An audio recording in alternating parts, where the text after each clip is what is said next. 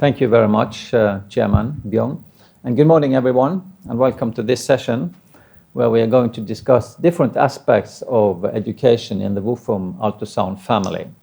And I will start with our webpage, actually, where we state our important mission, which is a kind of foundation for everything we do in WFUMB.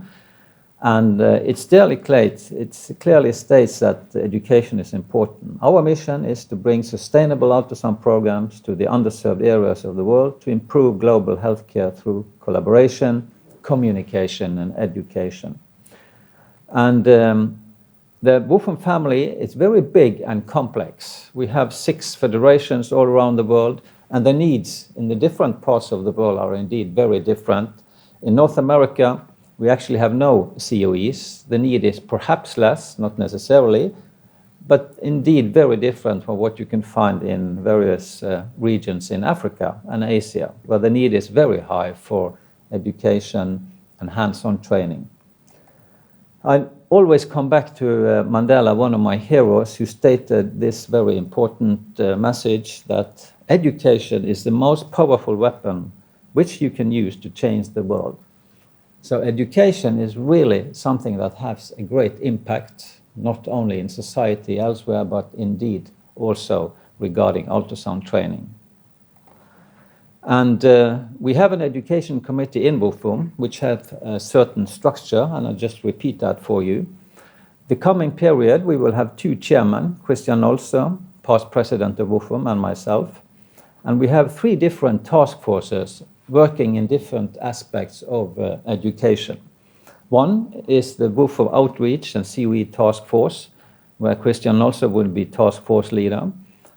Another one is the e-learning task force, where I will be the task force leader for the next period. And then we have the student education task force, which will be headed by Harvey Niesenbaum and Dieter Nürnberg, co-chairing this important work among students. So for this short introduction, I will just give you one case, actually. I will give you a case, but first remind you, we now have 14 different centers of COEs around the world. And today, we are actually very happy to introduce 2 more centers of education. And in the final session today, we will introduce Fiji Islands. And my case for you today is Ethiopia, a very exciting country. And this image is actually quite iconic. We have the coffee ceremony. We have the wilderness here with the vulture, and even the hyenas is coming to take part in the coffee ceremony. So it's a country where nature and the people and culture meets very on high intensity. And we established the Bergen Ethiopia project in 2011 in various regions, actually, but main education was taking place in Addis Ababa, the main capital. And in 2011, we went to establish a project, and this is the only machine they had at Department of Internal Medicine, a very old scanner. So the first thing we had to do was to provide new equipment for the Ethiopian hospital. And we started hands-on training, we started teaching, and so far we have had 9 courses, postgraduate courses in Ethiopia. And in 2013, some of these courses led up to the inauguration of the Ethiopian Society of Ultrasound. And there was a very big congregation cheering and jubileeing that occasion. Unfortunately, there has been some formal difficulties with the authorities regarding this society, but they still have a very good milieu for this ultrasound teaching. And then we could happily introduce the WFUMB COE in 2014. The contract was signed with Harald Lutz and Christian Nolse, and we had another postgraduate course on that occasion. We had hands-on teaching, and there was a large audience participating at this course. And we were happy also to hand out different course books for the participants. And we have developed a special model for Ethiopia that I think could also be a good role model for other parts and other COEs. We do a 1-week postgraduate course, and then we recruit a sonographer to continue the training with hands-on supervision and lectures on demand for a few weeks afterwards. We started this in Gondar, where we had one sonographer coming from the United States.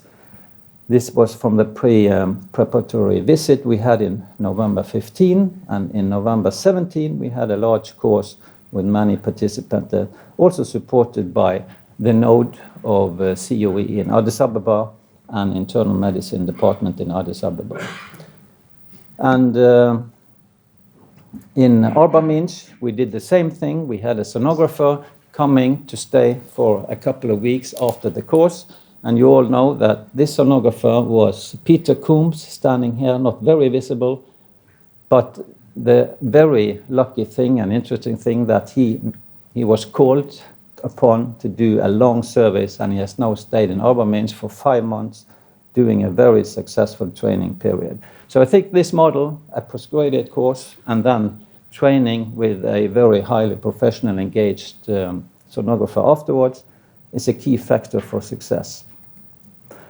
So this was from the ultrasound course in Arba Minch. We had both hands-on training in dark rooms, we had lectures, and the queue outside the ultrasound room was enormous, showing that ultrasound is really making a great impact in the society in Africa. So Peter Coombs here, he is luckily enjoying his injera. Unfortunately, he enjoys Ethiopian food. That makes life easier for him.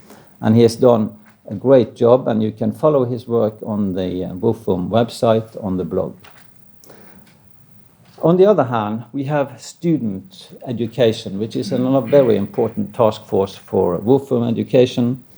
And this is a position paper we made in FSUM a few years ago, where we clearly state that we want to implement student education as early as possible in the medical curriculum.